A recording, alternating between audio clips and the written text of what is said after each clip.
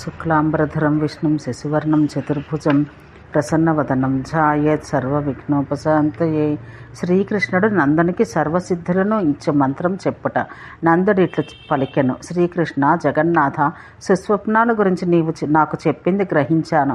వేదసారం, నీతిసారం, లౌకికం, వైదికములైన ఆ విషయాలన్నింటినీ నీ నుంచి తెలుసుకున్నాను. ఇప్పుడు వేడిని చూసిన పాపమో తెలుసుకొనదలుచుకున్నాను.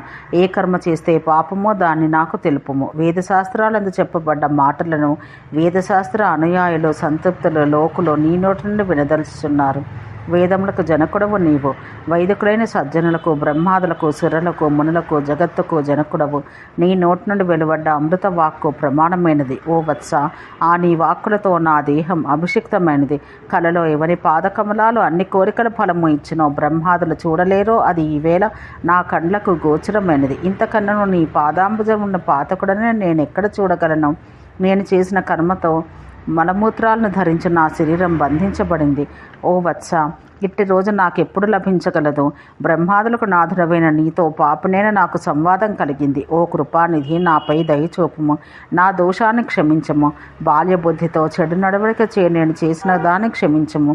ఓ మహేశ్వర, బ్రహ్మ, ఈశుడు, శేషుడు, మునులు నీ పాదాంబుజాలను ధ్యానించెదరు.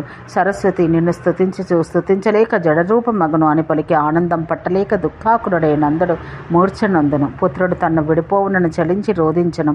జగత్పతి భగవంతుడైన కృష్ణుడు ప్రయత్నపూర్వకంగా అతనికి పరమమైన ఆధ్యాత్మిక జ్ఞానం ఇచ్చను. అంతట శ్రీ భగవానుడు: ఓ నంద, ఓ తండ్రి, సర్వశ్రేష్ఠ, వ్రజమునకు నాథ, చైతన్యం నందును. ఓ కళ్యాణుడా, పరమజ్ఞానం వినుము. జ్ఞానులకు చాలా దుర్లభమైన పరమమైన ఆధ్యాత్మిక జ్ఞానం ఇది. వేదశాస్త్రంలో దాగిన జ్ఞానమును నేను నీకు ఇస్తున్నాను. మేలుకొని ఆనందంగా చాలా శ్రద్ధగా వినుము. జన్మ, మృత్యువు, ముసలితనం, రోగాలు వారిని అభ్యసించినను కారణాలు తెలియవు. ఓ మహారాజా, స్థిరుడవు కమ్ము. ఓ వ్రజనాథ, వ్రజానికి వెళ్ళము. జ్ఞానాన్ని పొంది ఎల్లప్పుడూ ఆనందంతో శోకమోహాలు విడిచి ఉండము. చరాచరమైన సంసారం అంతయో నీటి బుడగ వంటిది. ఉదయం కాగానే కలవలే మిథ్య కాగలదు. అబద్ధం కృత్రిమ నిర్మాణానికి హేతువు. పాంచభౌతికమైన ఈ శరీరం మోహానికి కారణం. ఈ మాయ వల్ల ఇది నిజమను భావనలను, ఆనందాన్ని నరుడు పొందుచున్నాడు. కామక్రోధ లోభ మోహాలతో అన్ని కర్మలతో చుట్టబడి మాయామోహితుడై ఎప్పుడూ జ్ఞానహీనుడగుచున్నాడు. దుర్బలత్వం, నిద్ర, కునికిపాట్లు, ఆకలి, దప్పిక, ఓర్పు, శ్రద్ధ, దయ వేనితోనూ, లజ్జ, శాంతి, ధృతి, పుష్టి, తుష్టి వేనితోనూ చుట్టబడి మనోబుద్ధి చేతనతో ప్రాణజ్ఞాన ఆత్మలతో కలిసి అందరు దేవతలతో కాకులతో కూడిన వృక్షం వలె ఉన్నాడు. నేను ఆత్మను, సర్వేశ్వరుడును, సర్వజ్ఞానాత్మకుడను. మనస్సు బ్రహ్మ, ప్రకృతి, బుద్ధి రూపమైనది. ఇది సనాతనమైనది. ప్రాణములు విష్ణువు, చేతన పద్మ దానికి అధిదేవత. నేనుండినన్ని అందరూ ఉందరు. నేను పోయినాడలో అందరూ పోవుదరు. నేను లేని శరీరం వెంటనే పడిపోవట నిశ్చయం. పాంచభూతమగు శరీరం తక్షణమందే పంచభూతములందు లీనమగను. ఓ తండ్రి, నామ సంకేతాలు నిష్ఫలాలు. అవి మోహమునకు కారణం. అజ్ఞానులకు శోకం కలుగును. జ్ఞానులకు ఎట్టి దుఃఖం ఉండదు. నిద్రాశక్తులన్నీ ప్రకృతి కళలు. లోభాదులు, అధర్మం అంశంలో, అహంకారం ఐదవది. సత్వాది 3 గుణములు. బ్రహ్మ, విష్ణు, రుద్రాది అంశలు. శివుడు జ్ఞానాత్మకుడు. జ్యోతిస్వరూపుడైన నేను ఆత్మ. నేను నిర్గుణుడిని. నేను ప్రకృతిలో ప్రవేశించినడలా సగుణుడినగుదును. విషయములు, సగుణములు, బ్రహ్మ, విష్ణు, రుద్రాదులు ధర్మము నా అంశం. విషయి, శేషుడు, సూర్యుడు, కళానిధి ఇట్లు మునులు, మన్వాదులు, దేవతలు అన్నయూ నా కళాంశను. అన్ని దేహాల్లోనూ నేనున్నాను. నేను అన్ని కర్మల్లో లిప్తుడిని కాలేదు. జన్మ మృత్యు జరలు పోగొట్టుకున్న నా భక్తుడు జీవన్ముక్తుడు. అన్ని సిద్ధులకు ఈశ్వరుడు, శ్రీమంతుడు, కీర్తిమంతుడు, పండితుడు, కవి, 34 విధాలైన సిద్ధులను అందినవాడు. అన్ని కర్మలను తొలగించుకున్నవాడు. సిద్ధుడైన అతడిని నేను స్వయంగా చేరుదును. భక్తుడు నన్ను తప్ప మరొకటి కోరడు. 22 రకాల సిద్ధులు సిద్ధి సాధనమునకు కారణం. ఓ నంద, సిద్ధమంత్రాన్ని నా ముఖం నుండి వినము. అనిమ, లఘిమ, ప్రాప్తి, ప్రాకామ్యం, మహిమ, ఈసిత్వం, వసిత్వం అనేవి కామముల అవసానం.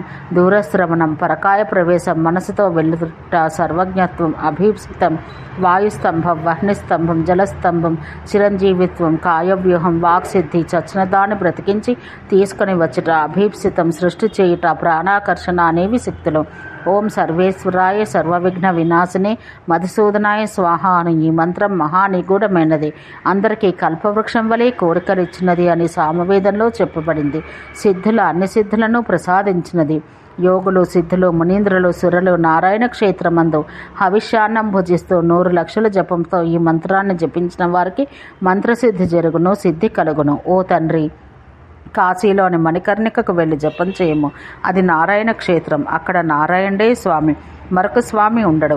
అక్కడ మరణించిన జ్ఞానం లభించును. అతడికి లోకంలో రూపం ఏర్పడను. వ్రతం లేకుండాను మంత్రంతో జీవన్ముక్తుడు కాగలను. ఓ వ్రజనాథ, వ్రజమునకు పొమ్ము, వ్రజదేశమును పవిత్రం చేయము. ఓ తండ్రి, దేన్ని చూసిన పాపమో చెప్పదను వినుము.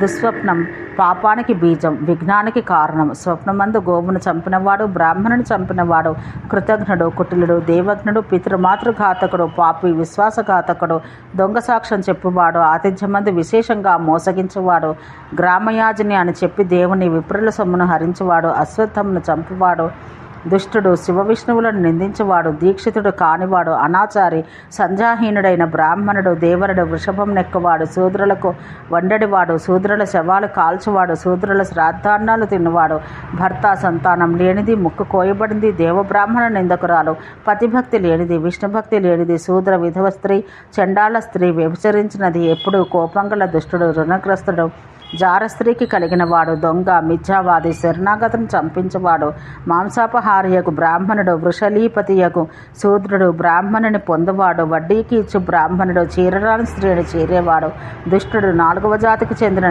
నరాధముడు, వీరిని చూడరాదు. తల్లి, సవితి తల్లి, అత్త, చెల్లెలి, గురువు భార్య, కొడుకు భార్య, సోదరుని ప్రియమైన భార్య, తల్లి చెల్లెలు, మేనల్లుని భార్య, మేనమామ భార్య, కొత్త పెండ్లి కూతురు, పిన్న తండ్రి, పెద్ద తండ్రి భార్య, రజస్వల, తండ్రికి తల్లికి చెందిన తల్లిదండ్రులు, ఈ 18 మంది కనిపించిన కలలోనూ పొందరాదని సామవేదంలో చెప్పబడింది. సజ్జనులు వీరిని రక్షించాలి. వీరిని పాపబుద్ధితో ముట్టినా నరుడు బ్రహ్మహత్యా పాపం పొందును. అందువల్ల వారిని విధివశాత్తు చూసినా సూర్యుని చూసి హరిని స్మరించాలి. కామంతో చూసిన వారు నిందింపతగిన వారగదురు. అందువల్ల సజ్జనుడు శాపభీతులై చూడరు. ఓ వ్రజేశ్వర, రాహువుచే మింగబడ్డ సూర్యచంద్రులను పండితులు చూడరు. జన్మ 8, 7, 12, 10 స్థానములందు సూర్యుడు, జన్మ నక్షత్రమందు 4వ స్థానమందు చంద్రుడు ఉన్న మరణం సంభవించగలదు. నష్టమైన చంద్రుని చూడరాదు. భాద్రపద మాసంలోని శుక్ల కృష్ణ పక్షంనందు చతుర్థి చంద్రుని చూడరాదు అని విద్వాంసులు చెప్పుదురు. చంద్రుడు తారాపహరణం చేయుట అతి దుష్కరమైన కళంకం. ఓ నంద, అతనికి ఇచ్చినను కోరికతో చూచిన దోషమే అయినందున అనుకొనకుండా చూసిన నరుడు మంత్రపూతమైన నీటిని తాగాలి. అప్పుడు వెంటనే శుద్ధుడు కాగలడు. భూమిపై నిష్కలంకుడగను. సింహం ప్రసేనుని చంపింది. సింహంను జాంబవంతుడు సంహరించను. ఓ సుకుమార, ఎడవకము. ఈ శమంతకం నీది అను మంత్రంతో పవిత్రమైన జలాన్ని చక్కగా తాగాలి. దీన్నంతా నీకు తెలిపితిని. ఇంకను నీవు ఏమి వినదలిచావు అని అడిగాను. ఓం శాంతి శాంతి శాంతి.